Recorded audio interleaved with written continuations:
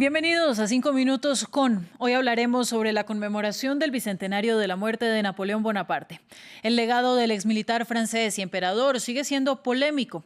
Juan Carlos Henao, rector de la Universidad Externado de Colombia, nos acompañó más temprano para hablar sobre el legado en la región que dejó el emperador. Y le preguntamos, ¿cuál fue la repercusión de la invasión de Napoleón a España para las independencias latinoamericanas? La invasión de Napoleón en 1804 a España fue muy importante para América Latina por varios motivos. Digamos que uno primero fue que al producirse la vacancia real, ¿cierto?, de la monarquía española, porque Napoleón nombra a su hermano Pepe Botellas como emperador de España, entonces al producirse esa vacancia de Fernando VII, se forman unos gobiernos en contra de la invasión napoleónica,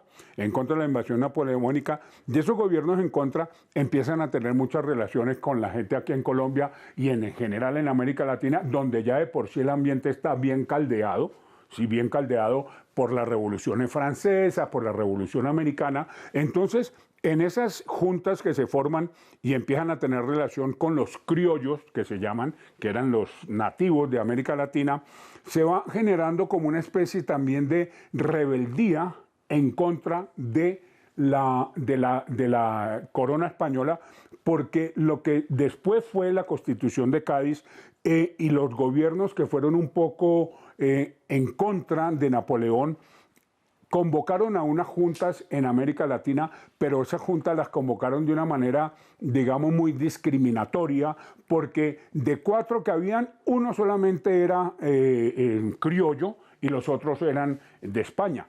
Eso generó, por ejemplo, el Memorial de Agravios de Camilo Torres en 1809, que es uno de los actos más importantes precursores de la libertad de España. ¿Por qué? Porque ahí, a raíz de eso, se empieza a sentir maltratada la gente aquí en Colombia y es donde se desencadena la revolución independentista que guía a Simón Bolívar. Preguntamos también cuál es el legado más grande que dejó Napoleón en los actuales estados de América Latina.